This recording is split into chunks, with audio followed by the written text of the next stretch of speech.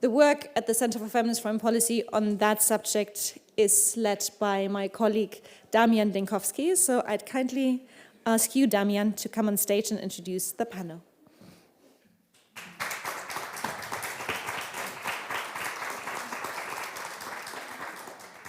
Thank you, Christina. Thank you all. Before we start, a quick housekeeping announcement. For those present in the room, we are doing our best to keep everybody safe and healthy, and so we ask you to wear your masks when you move around. And for the lunch break that will soon follow, please use the timber room, which is just on the right of where the snacks were, or the terrace, which is just on the left of where the snacks were, so we can break up the crowd a little bit. For those who are joining online, you can pose the questions through the chat, and we would like to point out that you can also discuss, exchange, and network via the Slack channel, which we have set up for the summit, and there's a particular channel for the panel. Please note, however, that questions to the panel and the speakers can only be asked via the YouTube chat, and as Sheena said earlier, we welcome critical reflections and comments, but please make sure to keep it kind and respectful here in person and also in the virtual room. In case we witness any misconduct, we will exercise domestic authority and exclude you from the event, and we would like to not do that. To the discussion. Why are we here today? We're talking about the transnational anti-gender movement. It's a term that not everybody is familiar with, so I'll do a little bit of groundwork here. It is a transnational, highly organized but not centralized movement consisting of a very large diversity of actors trying to restrict the rights of women and the LGBTQI community, also targeting sexual and reproductive health rights and comprehensive sexuality education. What we're talking about here today, it's not a theoretical or academic debate. We're talking about a very real threat to the well-being and human security of a lot of people, those who tend to be politically most marginalized and have their voices silenced the most. Countering this movement and these campaigns is not just something that would be nice to have. It is not a soft issue. It is an essential part of any feminist foreign policy. This is very much a question of power, and a feminist foreign policy and feminism overall is about disrupting power, especially when we talk about power over, and when that power over has been maintained unjustly for, well, millennia. The anti-gender movement is very proactively producing alternative norms in the multilateral system. It is, if we think of all of this as just a backlash or a reaction to advances that we have had over the past decades and centuries, we take all of these discussions out from the broader societal debates on power relations, whether that be race, culture, religion, capitalism, as they are all interconnected. The anti-gender movement has learned to engage with the multilateral system increasingly over the last years, but not because it has recognized its principles, but rather as a means to an end. They're actively trying to erode it. They're promoting an exclusionary understanding.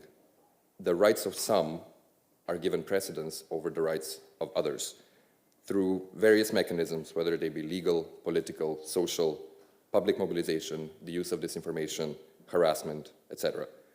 These anti-gender and anti-feminist narratives, they center or allow other exclusionary ideologies to be centered and sound less radical. This means that they can quietly delegitimize essential democratic premises such as equality and the universality of human rights. So not only do we need workable ways to protect and advance the rights of women and the LGBTQI community as an end in itself, we also need to do this in order to ensure a functioning, rule-based international order that is rooted in the access to human rights for all, because none of us can be equal until all of us are equal, and then we can talk about equity. I'm thrilled to have here today with us Adrian Jjuuko, who is a Ugandan human rights lawyer and advocate, the executive director of the Human Rights Awareness and Promotion Forum. Also Masen Davis, the executive director at Transgender Europe, and Her Excellency Katri Viinikka, who is ambassador for gender equality at the Ministry for Foreign Affairs of Finland. If I could please ask the three of you to join me on the stage, and we'll get started with the panel.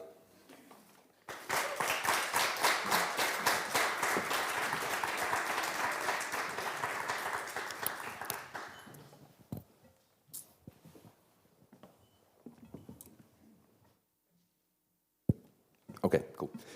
So I have 3 rounds of questions for all of you, and I would alternate, and the idea is to get the civil society perspective from 2 continents and also a governmental perspective on what we can do to counter the transnational anti-gender movement. For the first round, I'd love it if I could start with you, Adrian, and ask you, what are the main challenges that you, in your work, are confronted with in the defense and advancement of the rights of women and LGBTQI people? Wow, thank you so much, Damjan. Interesting, when I think about my work in Uganda, I'm a lawyer and I work for LGBT. I've been doing this for about 13 years, and that is legal aid service provision, but also advocacy and engagement. The real biggest challenge that we face is patriarchy, and that's interesting. But homophobia spiced by patriarchy. So the state itself sponsors homophobia. This is not about, it's about individuals, it's about the population, the citizens, the people. But the government in Uganda leads the struggle against LGBT rights and against gender equality, which is interesting. So if you come to think of it, the leading cause of this is society, but also religious leaders. We have the movement that comes in from America, which is quite interesting, the Pentecostal groups that come in and they pump anti-gay propaganda, and then they have support from the government itself. They have support from the general population, and that means that you, as an activist, on the other side, what can you say? So you have the government, you have the state, you have the government, you have the religious leaders, you have the community being against you. How do you stand and speak out? A number of times it's because sometimes we don't even know what went wrong. We woke up in the morning on sometime in 2016, and our guard on duty had been murdered. So there was an attempt to break into the office. The guard got murdered. Not an attempt, they broke in, entered the office, murdered the guard on duty, and then took nothing.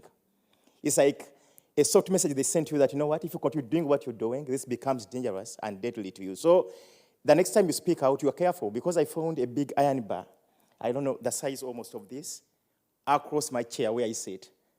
And they had taken nothing else. They only left that iron bar and killed someone. And that sends you a message that, you know what, whatever you're doing, you have to go slow. So you kind of start going slow every time, and that becomes a big challenge. So you can't speak out in public. The biggest newspaper in my country, the biggest media house in my country, the New Vision, the Vision Group, can't publish stories on LGBT, at least not from us. They'll publish them from the government, from the state, from the parliament, from the judiciary, from the president, but not from civil society. That means that your stories can never be aired. You can't go on TV and stand up and discuss. That won't happen. So you find them from small-time pastors up to parliamentarians and ministers. And every time as an MP or as a politician, you speak about LGBT, for example, bring about the homosexuality bill in Uganda, you get promoted and become a minister. So it becomes something very rewarding for you to get. So that's the biggest challenge, that you can't make inroads, and it's a very organized movement and system that makes you unable to do this. Thank you very much, Adrian. And I think it's extremely important that we talk about how we can advance and defend the rights of women and LGBTQI in contexts where you can't really have civil society engagement, because not only is there no space for that, but it's also a threat to life. So I think any feminist foreign policy really needs to take that into account, especially when we export values to other places and regions and contexts, and we always need to work with local actors such as yourselves to be able to adjust the approaches so they actually make sense. Thank you for that. I would like to move on to Masen. And Masen, in your work defending trans rights, what are the main obstacles that you would identify right now that stand in the way of securing equitable access to all human rights for trans people? It's a really tough time, I'll just be honest. Trans people throughout our region, throughout the globe, are facing incredible obstacles to their human rights, which is really especially upsetting given the advances that have happened over the last 20 years in the understanding of human rights, the importance in understanding of intersectionality, and how gender and narrow gender stereotypes hurts everybody, not just trans people. Even before these anti-trans attacks that we're seeing today, trans people were facing incredible marginalization and discrimination. Very high rates of gender-based violence, of homelessness, of unemployment, poverty, challenges accessing health care, as well as just basic legal gender recognition. And all of these are true still today, even though advances have taken place. And we've seen, many states in the EU really move over the years to protect and support trans people. And yet we are seeing this backlash today that is not happening on its own. It is not happening because all of a sudden trans people are super powerful. I really wish we were. It would be a better world, I think. But the reality is there is this very coordinated anti-gender movement that has been targeting, among other groups, transgender people, especially trans women, especially transgender women of color that are disproportionately impacted. And we are seeing real harms taking place.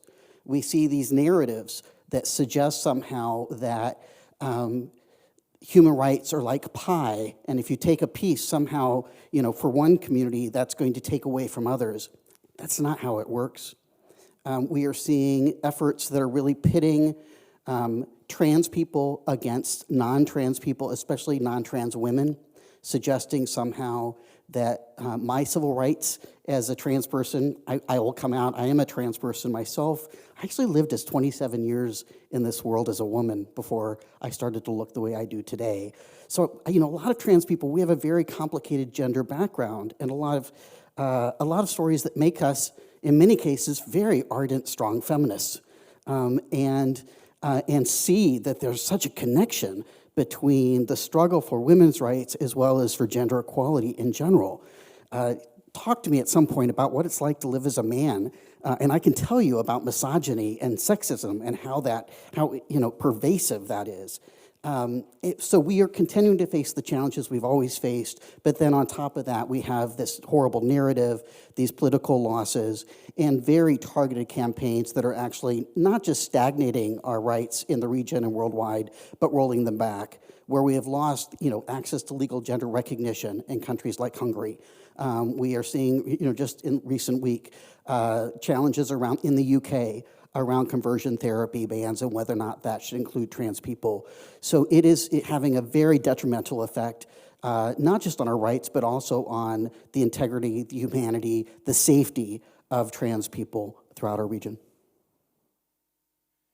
Thank you, Masen, for the honest and important reflection. In particular, I think I would just re-emphasize that human rights are not a pie, and it's not a zero-sum game, so we can't lose rights by giving rights to everyone and giving the equal rights to everyone, because nothing more is being sought. And it's really important to understand that the same patriarchy is what oppresses everyone and causes everybody to suffer in this circumstance. So thank you for that.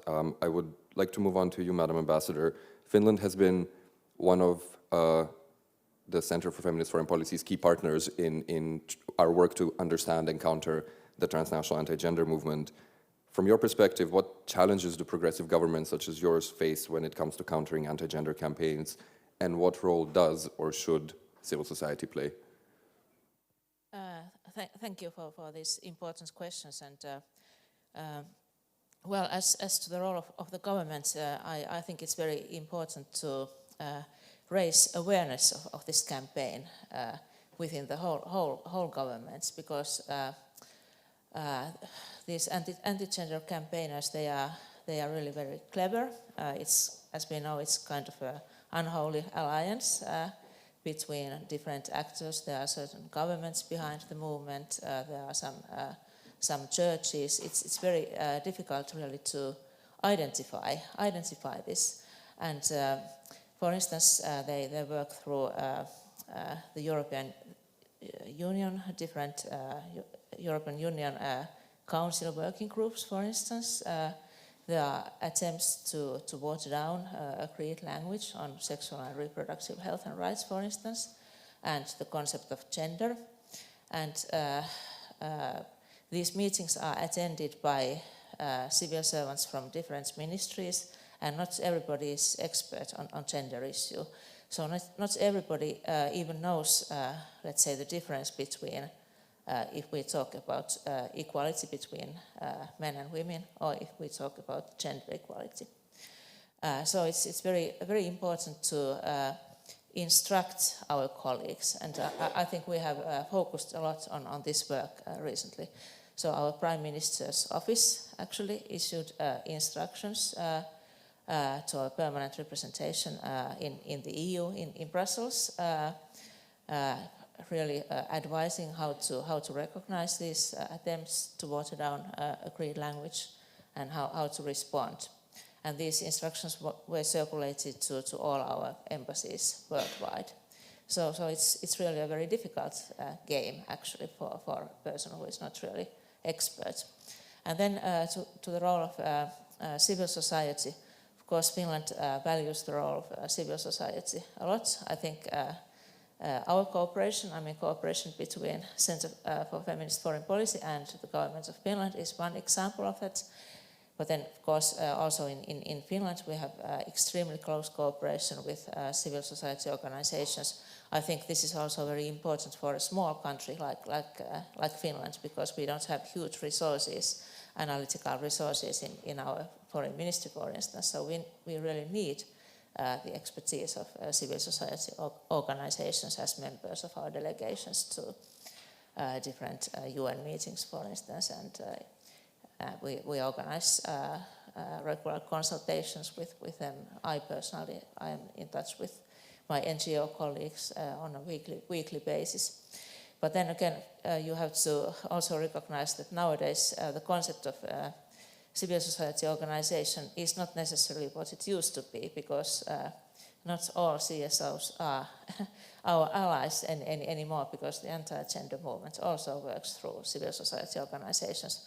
And I think that we have experienced this in a very concrete way. For instance, in New York, at the Commission for Status of Women meeting, I remember we had a side event where there was a huge representation of anti-gender CSO. We didn't realize it, but they kind of almost hijacked the event by posing questions about HR, very critical questions towards Finland. And so it was a very interesting lesson to be learned. Thank you very much. And I think you come to the crux of the issue of when you point out that we need to talk about mainstreaming the understanding of the anti-gender movement and the threat it poses throughout all of government, and it should not be relegated to human rights departments or gender equality departments, because civil servants need to be aware of what these techniques and strategies are. And in particular, if I can tie into the end of your response, the NGOization and the professionalization of the anti-gender movement means that they have learned a lot of the methods and strategies of progressive civil society or human rights advocates and are using them very, very effectively. And I think this leads me nicely into the second round of questions, and I would like to start with you, Masen. The anti-gender campaigns and actors are much better funded and much better connected than human rights and equality advocates. Where do you see the missing links and opportunities for building stronger communities to defend and advance rights? Yeah, we've been doing some mapping, and I know other groups have as well. You know, I really appreciate CFFP's work on this issue, and thank you for the panel. We need more spaces like this, right? And more places actually where we're talking openly about the attacks. You know, right now there might be a lot of awareness and publicity around attacks around trans people, but we know this, the end goal is not to, you know, have trans people not able to change their IDs. This is part of a larger, coordinated, kind of anti-democracy, authoritarian strategy that is not pro-woman, it is not feminist, it is not good for sexual and reproductive health of women or anybody else. There is a worldview that does have a very different view of human rights than what we have in this room and that what most people understand. And it is very much around this idea of natural law that doesn't take us in the direction that I think many progressive people and states would like to take. It is true we're really outfunded. The last research I saw, the anti-gender movement groups alone had at least 3 times the funding of worldwide LGBTIQ organizations. So we are very out-resourced. And a lot of this does come from the United States, it comes from Europe, some comes from Germany, Russia, and they are influencing what's happening all around the world. Some things I think that are some gaps and opportunities. One is dialogue. making sure that we are engaging as both as civil society partners, policymakers, allies, and seeing this intersectionality and the importance of these issues that are not just about you fighting over here and you fighting over here and you fighting here. We need to be coming together as those that believe in human rights broadly to be smart and strategize, to think about how we move things forward. And we are so out-resourced. It's hard to sometimes even imagine just the amount of money that's going into messaging and research from very conservative groups to figure out how to break people apart, how to divide and conquer. And when we allow that to happen, to fracture, for example, partnerships with women's groups and LGBTI groups, we all lose at the end of the day. So I think spaces for education, mutual education, understanding that not everybody has a transgender person in their life. And it means that sometimes the myths that are out there in the media can catch on and seem like reality even when they're not. We also need to be sharing tools and messaging with our allies so people know, what is the difference between a myth and kind of fake news versus reality, and how do you counter some of the arguments that may come from really well-meaning people who don't know better, and help people understand where the money is really coming from, that these are very cynical campaigns that are coordinated and are not rising up from the grassroots. So I think those are some opportunities for us. We also need to be working together to look at how do we do messaging, not just to defend against these attacks, but to put forward a more proactive, forward-thinking view of the world we'd like to be in and what human rights for all really looks like and how we get there. Right now we're missing that. Because we are on defense in many cases. So opportunities to come together, learn, share information, and then develop longer-term strategies.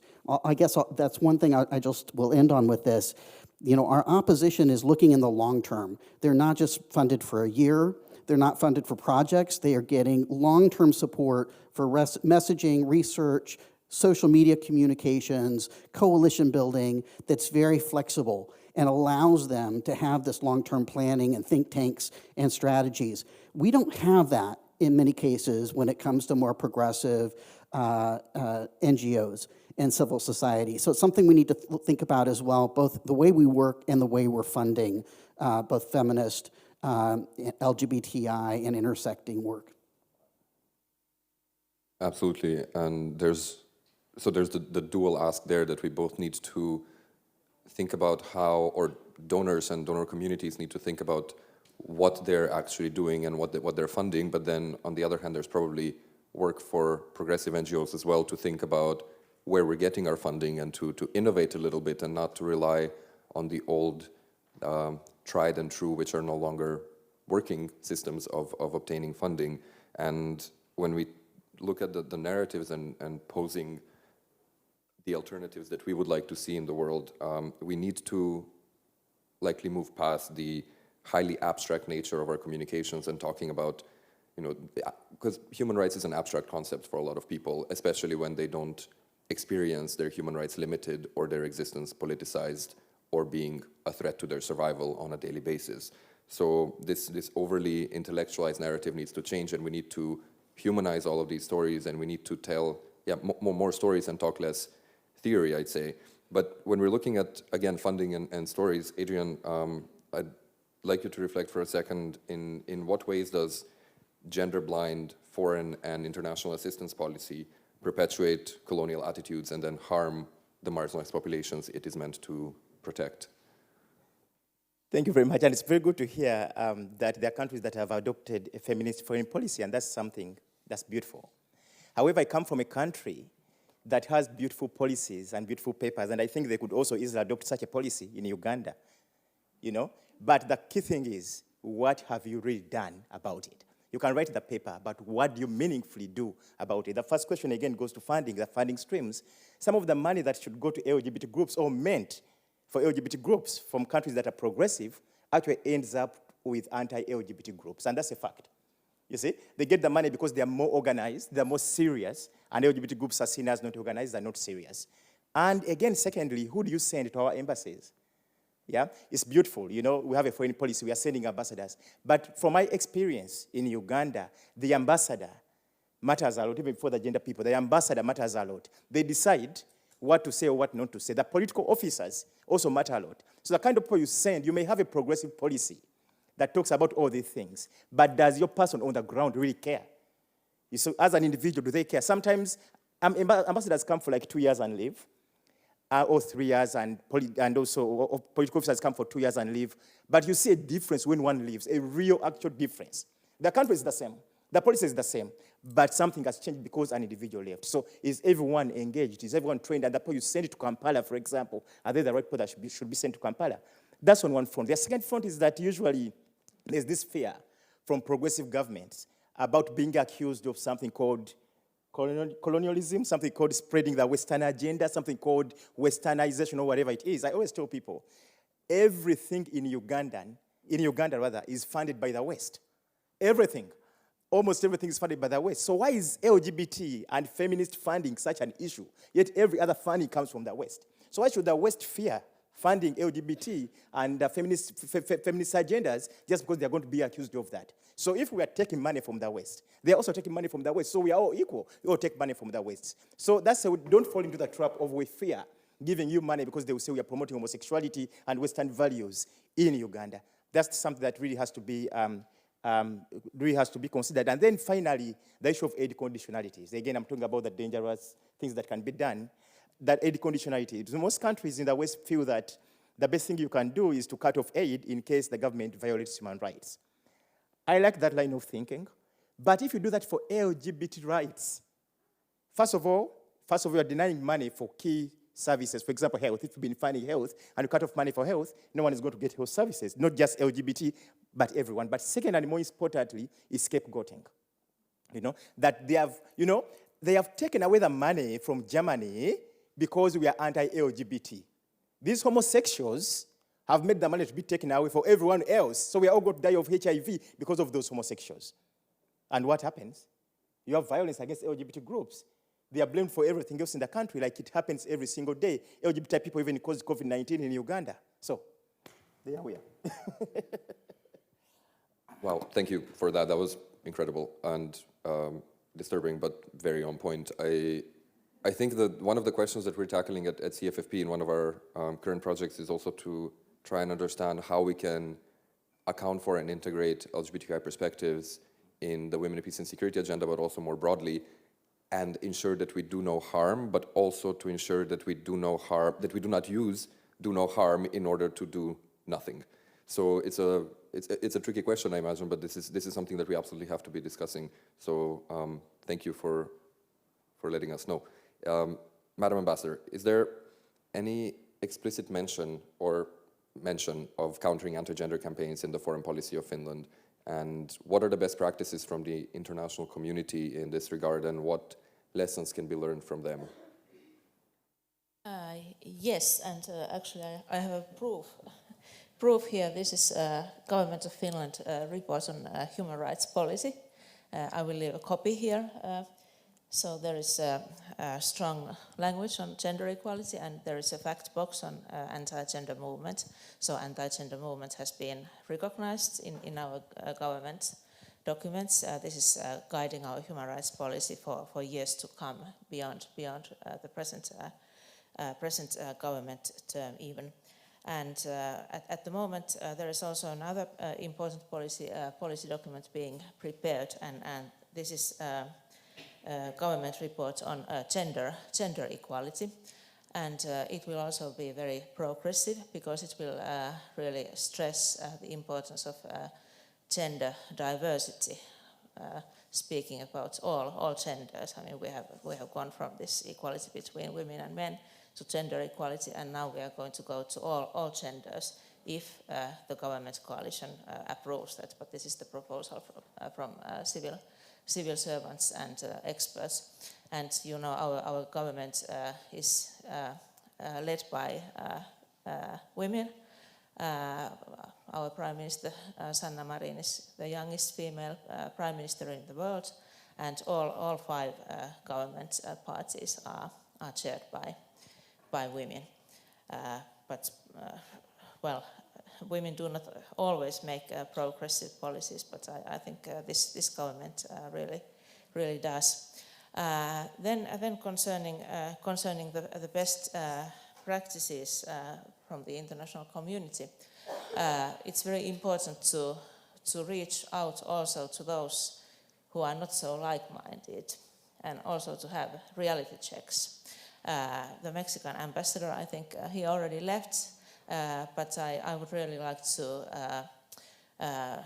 highlight the importance of countries of Global South showing such leadership as Mexico has done now by adopting this feminist foreign policy, and also co-leading a campaign called Generation Equality, which is co-led by Mexico, France, and UN Women, and tries to address different gaps in the implementation of Beijing plus the Beijing Declaration and Program of Action. And then, of course, it's also very important to try to influence this so-called movable middle, the countries that are in between. And we need strong partners to do that. And Finland and Mexico, for instance, we did a joint statement in the UN Human Rights Council on gender equality on International Women's Day. And it contained strong language on sexual and reproductive health and rights. And then of course also engaging all genders in this work. It's very important, and also that we have to base our activities on facts. And well, somebody mentioned something about Western values, but I would argue, and I think it's a fact, that these are universal values, and they are based on universal human rights convention and treaties that most countries of the world have joined and ratified, and it's very important to remember that, and there is really a legal basis for these values and gender equality and equality of all genders. Thank you very much, Madam Ambassador, and it's really great to hear and see. It's been lovely to watch Finland's sort of adoption of the understanding of the concept of the anti-gender movement, and the way that it's being integrated and mainstreamed throughout your policies. So thank you for being one of the countries that are leading the way on this. But looking at what you mentioned in terms of the importance of facts, I think the same very much applies also to all human rights advocates, regardless of what the target audience is. It's always important to not just counter certain narratives or present certain narratives because we believe in them, because we believe them to be true, but there's obviously a reason that whoever we're speaking to might not agree fully with what we're saying, and we need to be able to do our research and our homework and understand what it is that people might actually be afraid of, concerned about, or what is it that's motivating them to oppose the universality of human rights as we understand it, and then through that targeted conversation actually manage to move past the impasse that we will inevitably end up in if we just continue repeating the same narratives that we've always had. And this applies to governments, to civil society, and to the general public, whether it's the movable middle, the less like-minded ones, or even like-minded ones who suddenly change their minds. I think I would like to move on to the third round. And Adrian, before you talked about how problematic it is to have this kind of gender-blind foreign and international assistance policy. So if we want to talk about the norms that we would like to see and the positive vision, how can international civil society, donors, and multilateral institutions better support local grassroots feminist and LGBTQI activism? Thank you very much. I'm not going to purport to be speaking for everyone in the Global South, so I'm going to be very careful around here, but just to point out a few main points around how we can respectively engage with our partners, in the Global South. The first thing is listening. Listening. Usually, whenever I speak to audiences outside of Africa, they have their own notions about Africa and about what Africans want and about what should be. You know, there's some standard that people kind of ascribe to about what things should be. That doesn't work. You know, there are standards that you may have, but there are standards that we may have. People who live their lives, people who live the lives that we're talking about, people who face the challenges we're talking about should be able to tell you and you listen. Listening is not the same as hearing. You really have to clearly think about what they're telling you, listen to it, and then act on it. So many times, there's a time, I won't even say the country, there's a time I had a meeting at a private home with a very key senior official about Uganda's anti-homosexuality bill. And I told them a number of things that we don't want them to do because they're going to be dangerous to the LGBT community in Uganda. Like 2 months later, they were on TV, there was a big story about this official and what they had done about that bill. I was like, all right, so why did I waste my time and energy to tell them what we wanted if they're not willing to hear? This is going to be dangerous to us, and it was bad for the Ugandan LGBT community. So that's why I'm emphasizing the point of listening. Listen as much as possible, listen to what local voices have to tell you, and then perhaps act if you can. And that brings me to the point of putting your money where your mouth is. You say you are supportive of LGBT rights, you say you're supportive of the feminist movement. Where's the money? Where is it? What kind of support are you talking about? We hear you support other things in Uganda, the very same country. We never see any money for LGBT, no money for feminist work. Where does the money go? And then what are you talking about? So for me, international solidarity should be about those things, about respecting what the others want, but also putting your money where your mouth is, but also finally, the silos. Like these issues shouldn't be put in silos. Like the thing we talked about project funding, right? That they give you money for particular projects, for particular specific things, even if you don't want them, by the way, provided that's the policy. The policy says, this is what we want, you have to follow something that goes in line with the policy. So for me, the issue of creating silos every single time, this is feminist, this is a gender issue, this is an LGBT issue, this kind of issue should also stop so that organizations can be able to freely grow and be able to achieve the agenda they set out to achieve. Thank you very much. No.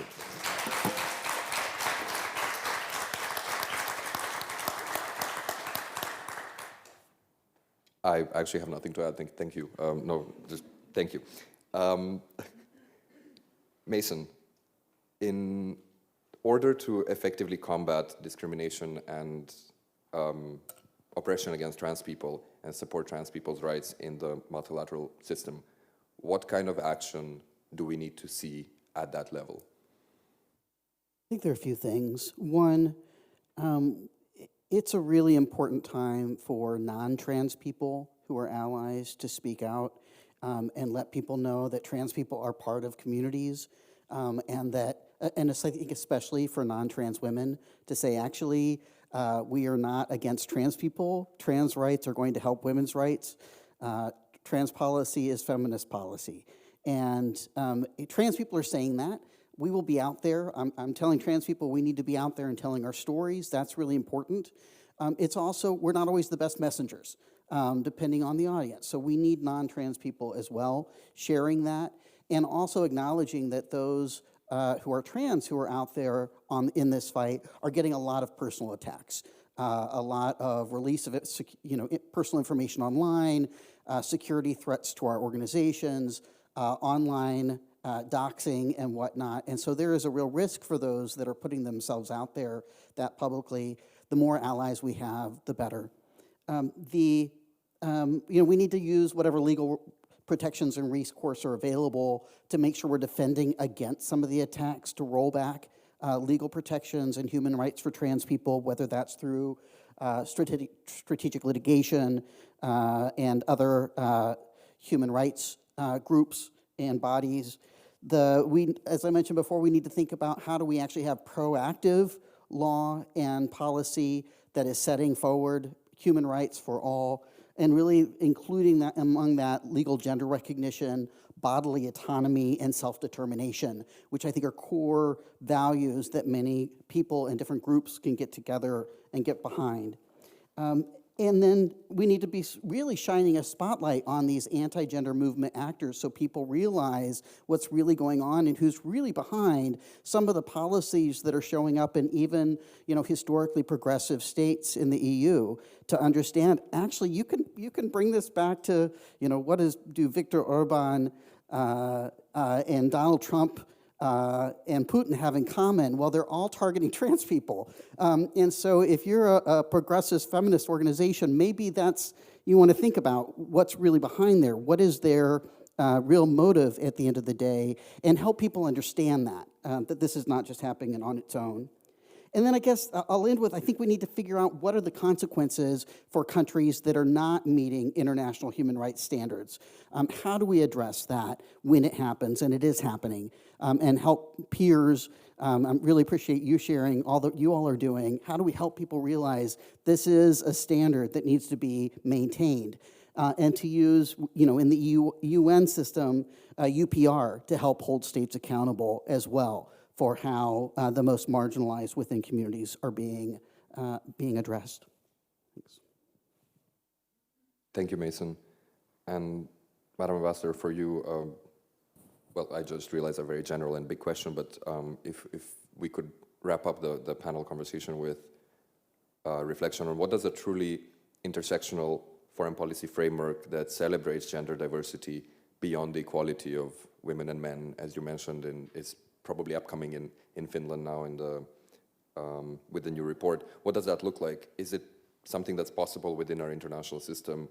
And when we talk about universal access to human rights, and you talked about reality checks as well, is it just a utopian dream, or can we actually get there?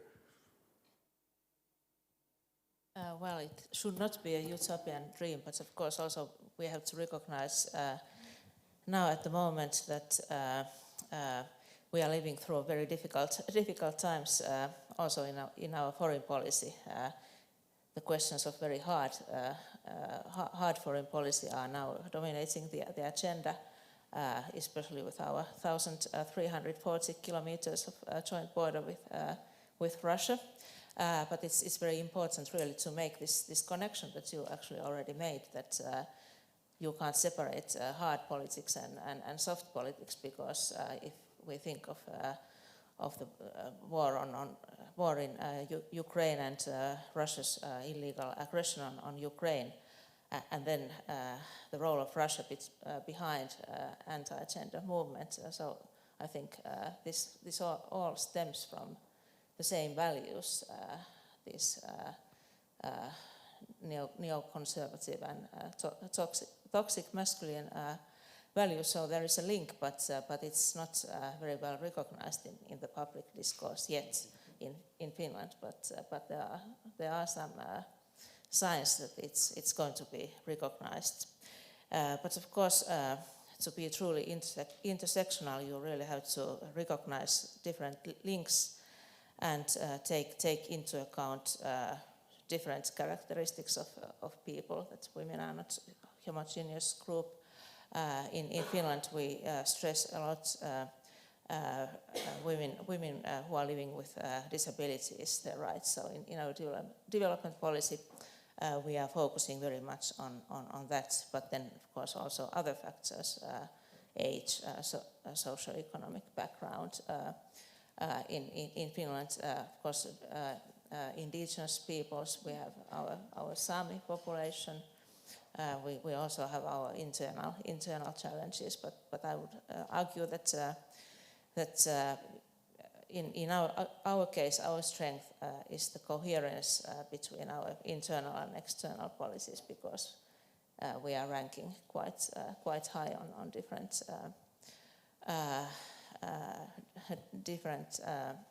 scorings and so on. And our foreign policy is human rights based, but of course it needs constant education. It needs constant work. Everybody has to be committed, and it should not be depending, as you mentioned.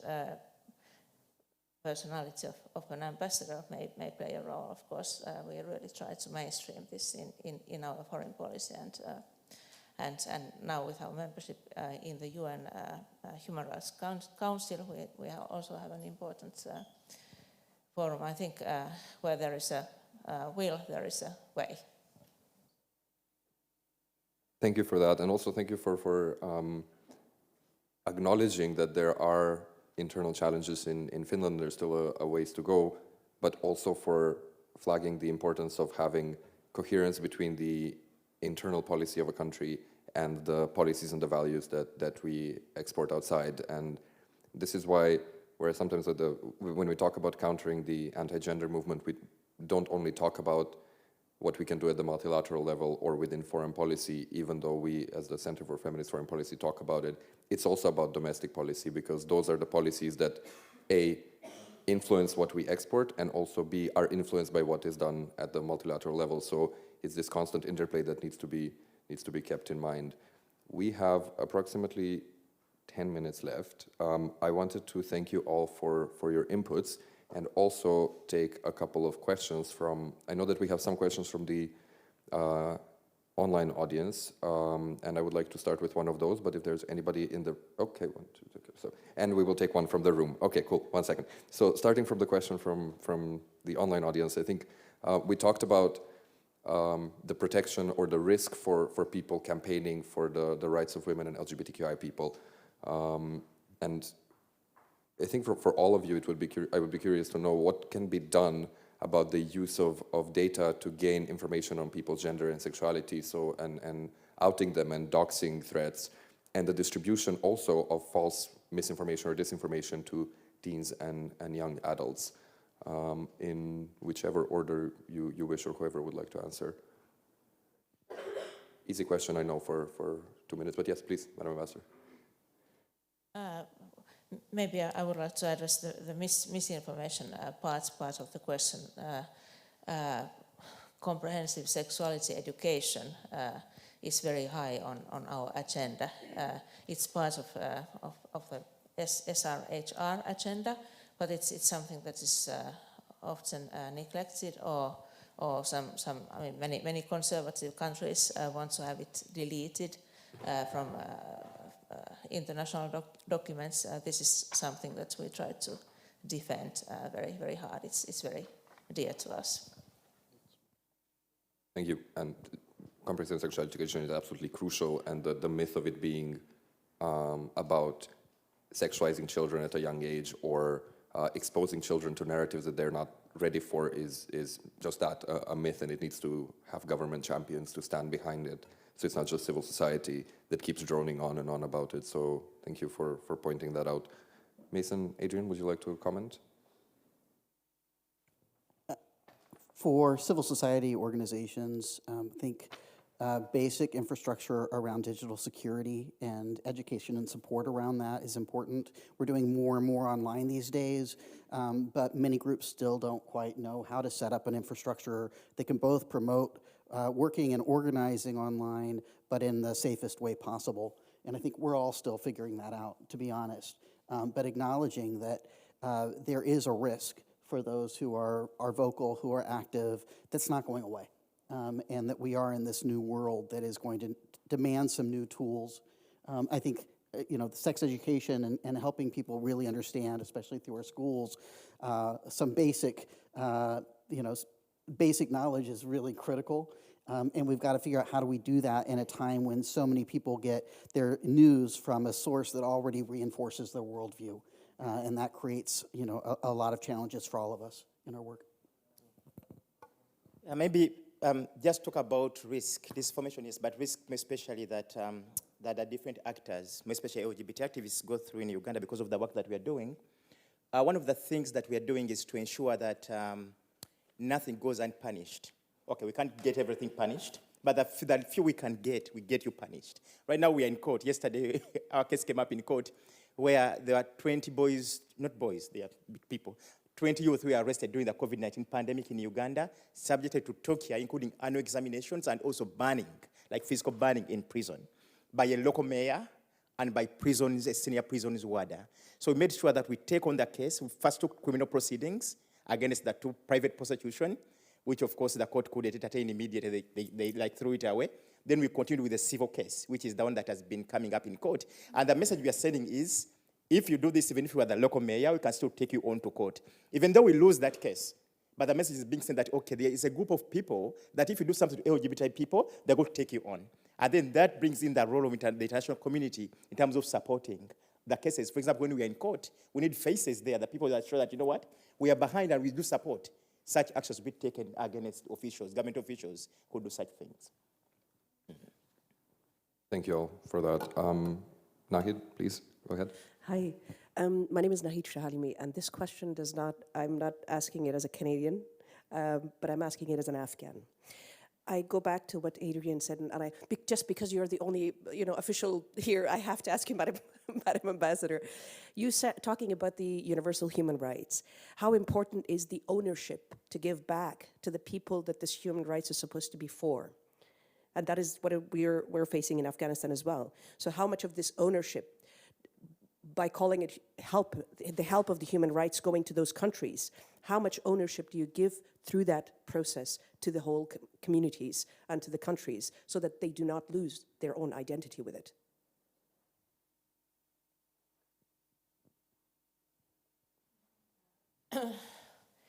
Yes, well, I realize that I really am the only government official, so this is not a very thankful position actually. But I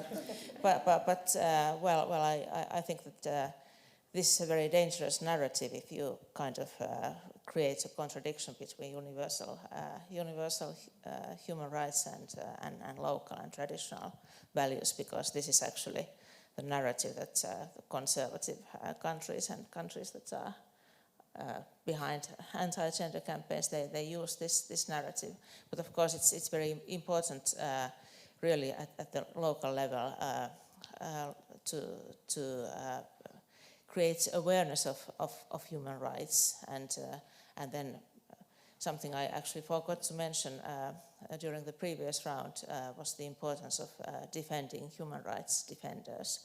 This is also one of our priorities, and when Finland had the EU presidency in 2019, actually our foreign minister wanted to organize in the margins of the foreign ministers' Gimnich meeting, a meeting for human rights defenders, and especially female human rights defenders. So this shows the importance, and also now in Geneva, a similar event was organized, and our embassies are being instructed to support human rights defenders. But of course, I think that there is more that could be done also in terms of, let's say, humanitarian visas and things like that. This is something the government is currently looking at. But yes, the main message is that human rights are really for all.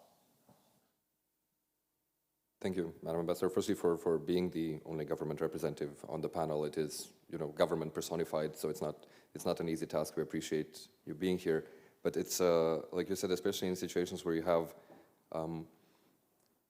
the rights of the most marginalized communities that depend disproportionately on civil society to defend them, and then when you have restricted space for civil society to operate in certain contexts, then the protection of human rights defenders is of absolute importance. We have a couple of minutes left. Before I close, would any of you like to say one final sentence, or shall we go ahead, because I guess everybody's also hungry? Just give me a sign. You do? Please. Okay. Just before I end, and again, rather, in conclusion, the thing I talked about before about silos and about dealing with things one at a time, for a context like ours, the one we live in Uganda, that's quite complicated because we have dictatorships. Basically, my government, our country is a dictatorship run on very dictatorial grounds. And if we deal with things piecemeal, sometimes becomes quite an issue. Like, how do we address the broader overarching political governance questions, which brings in the issue of stripping space for society. For example, we can barely speak. We can barely speak as society back home in Uganda. Not just on LGBT rights, but generally you can't. In fact, you may speak about LGBT rights, but you may not speak about governance, about democracy, about human rights, about change of regime, about... So what does this mean? Like, as we're addressing feminist issues that have to do with feminism, issues to do with LGBT rights, what about the broader arching issue of governance as a question? And that I'm not putting it out to anyone, but generally speaking, we should think about the governance issue and where that takes us. Brilliant. Thank you, Adrian. And this comes back very much to the opening. When in our work at CFFP, we focus on pushing the understanding that all of these things are not just about any individual group's rights. It's really about governance, democracy, human rights overall, and we have to learn to move past the silos, and so do donors, in order to effectively change things. Ambassador Masen, any last remark? Yes, please go ahead. Maybe one point that truly intersectional approach, of course, requires that you have also diversity within your administration and in the leadership in the government. I think our host, Canada is very good at this, and Finland still has some way to go. I mean, we have a very gender equal foreign service. 50% of our heads of mission abroad are women. I think this is maybe the highest or the second highest number in the world. There are no official statistics, but really I would say that we are quite good at this, and it has required really great determination to achieve this. And I think it's a combination of enabling factors in the society, almost free childcare and so on, but also certain strong politicians who have pursued this agenda. But then, of course, we should also have more representatives of ethnic minorities.